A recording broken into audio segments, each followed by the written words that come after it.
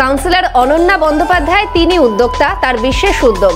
বিশেষভাবে সক্ষমদের কথা ভেবে নয়া উদ্যোগ নিয়েছেন তিনি। প্রত্যেকের ঘরের সামনে ঘুরবে ট্যাবলো। একাকিত্ব দূরীকরণে 10-এর ঘরে এবার দশভুজা, এই বিশেষ উদ্যোগ কাউন্সিলর অনন্যা বন্দ্যোপাধ্যায়ের।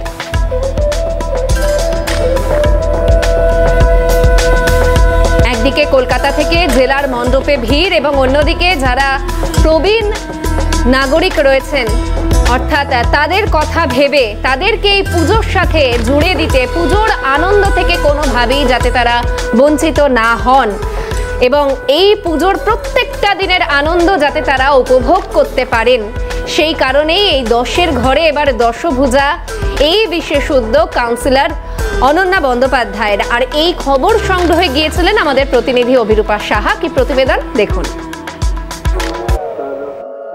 আমরা রয়েছি 109 নম্বর ওয়ার্ডে। পৌরমাতা অনন্যা বন্দ্যোপাধ্যায় রয়েছেন আমাদের সঙ্গে। যে অসাধারণ উদ্যোগ দশভুজা এবার 10-এর ঘরে, এই ভাবনা এলো কেন দিদি? মানে হঠাৎ, মানে বাংলায় তো এটা সর্বপ্রথম, এতগুলো মানুষজনদের জন্য এই উদ্যোগ কিভাবে দেখছেন? আসলে আমার এলাকায় প্রায় 62-63টা পুজোয় আমি 10 বছর ধরে যুক্ত হই। এত আয়োজন, এত আড়ম্বর, সার্বজনীন দুর্গা উৎসব, কিন্তু আমার এই বিভিন্ন হাউজিংয়ে সিনিয়র সিটিজেনরা রয়েছে, বয়স্ক মানুষ, অনেকেই তারা দুর্বল, অথবা আমি দেখেছি বাড়িতে ছেলেমেয়েরা বিদেশে থাকেন, কেউ নেই। দুর্গা পুজোয় দেখলাম যেখানে পুজোর মণ্ডপটা হচ্ছে, হাউজিং এর পুজোগুলো, তার থেকে অনেক প্রচুর মানুষ রয়েছেন অন্ধকারে।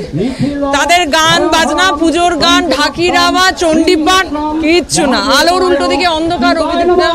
সেই কারণেই বাবু ভেবেছিলাম যে আমি এত আনন্দের সঙ্গে থাকি, তাহলে একটা সেকশন এই যারা বয়স্ক মানুষ তারা ঠাকুরের মুখ দেখতে পাবে না, সেই ভেবেছিলাম যে যদি মণ্ডপে যারা যেতে পারছেন না, ভগবান মা দুর্গাকে যদি তাদের কাছে নিয়ে আসা হয় তো কেমন হয়। তাই আমাদের গাড়িতে দুর্গা অন হুইলস, 10-এর ঘরে দশভুজা, এখানে প্রত্যেকটা অলিতে গলিতে যেখানে দুর্গাপুজো হচ্ছে না সেখানে পুজোটা হবে, পুজোর পর ভোগ বিতরণ হবে এবং তারপর এই গাড়ি প্রত্যেকটা পাড়ায় অলিতে গলিতে যাবে। তার সঙ্গে ঢাকি, কাঁসর, শাঁখ সবাই যাবে, খাওয়া দাওয়া চলবে। অন্তত যারা শারীরিক কারণে এইখানে মানে দুর্গা অন হুইলস গাড়িতেও আসতে পাচ্ছেন না, অন্তত তারা তো বারান্দা থেকে মায়ের মুখটা দেখবেন, একটু ঢাকির আওয়াজ তো শুনবেন। এই ফেস্টিভ ফিলটা যুক্ত করতে চেয়েছিলাম এই মানুষগুলোকে, সেই জন্য আমাদের এই উদ্যোগ। এটা খুব চ্যালেঞ্জের, রাস্তায় গাড়িতে নিয়ে যাওয়া, ভোগ বিতরণ, মানুষকে জোগাড় করা। মানে পুজোর 5 দিনই, মানে ষষ্ঠী থেকে দশমী কলকাতার এই জায়গাগুলো, প্রত্যেকটা ষষ্ঠী থেকে দশমী যেখানে পুজো হচ্ছে না, মানুষগুলো যেতে পারছে না, তাদের কাছে ভ্রাম্যমান গাড়ি, মানে একাকিত্ব দূরীকরণে মা দুর্গা ঘরে আসলেন সহ। আর এছাড়া কোন কোন জায়গায় এই ভ্রাম্যমান? এটা আজকে পঞ্চশার, কাল ষষ্ঠীর দিন যাবে পূর্বালোক, সপ্তমীর দিন যাবে সার্ভে পার্ক, অষ্টমীর দিন যাবে নিউ গড়িয়া, নবমীর দিন যাবে নয়াবাদ। এইভাবে আমরা আমাদের 5 দিনের প্রোগ্রাম আমাদের এই 109-এর জন্য করেছি। যদি সবাই সমর্থন করেন, ভাবেন যে হ্যাঁ এরকম করলে ভালো হয়, তাহলে সামনের বছর আরেকটু বড় উদ্যোগ নেওয়া যাবে।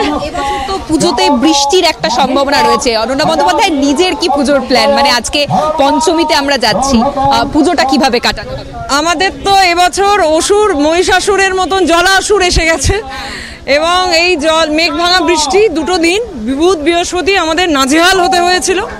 এক সময় মনে হয়েছিল যে ভ্রাম্যমান দুর্গাকে নিয়ে যেতে পারবো তো, এত বৃষ্টি। তবে রাজ্য সরকার, কলকাতা কর্পোরেশন সহযোগিতা পেয়েছি, রাস্তায় জল নেই। আর যা এখন বৃষ্টি হচ্ছে অল্প অল্প, তাতে বোধহয় নিয়ে যেতে পারবো।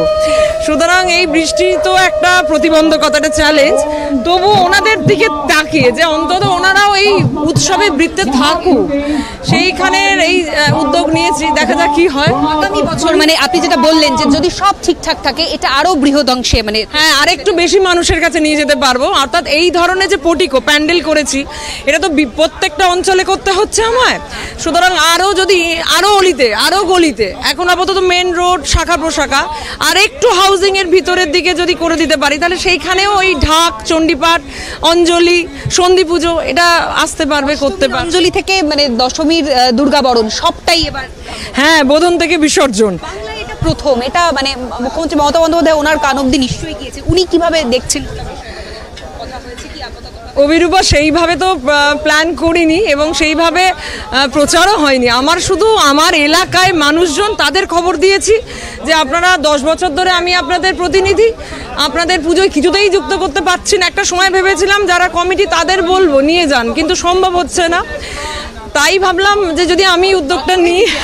একদমই তাই, অনেক ধন্যবাদ দিদি, পুজো খুব ভালো কাটুক তোমাদেরও, এবং সঙ্গে সিএনএর দর্শকরা যারা চ্যানেল দেখেন তাদের বলবো যে সকলকে শারদীয়া শুভেচ্ছা।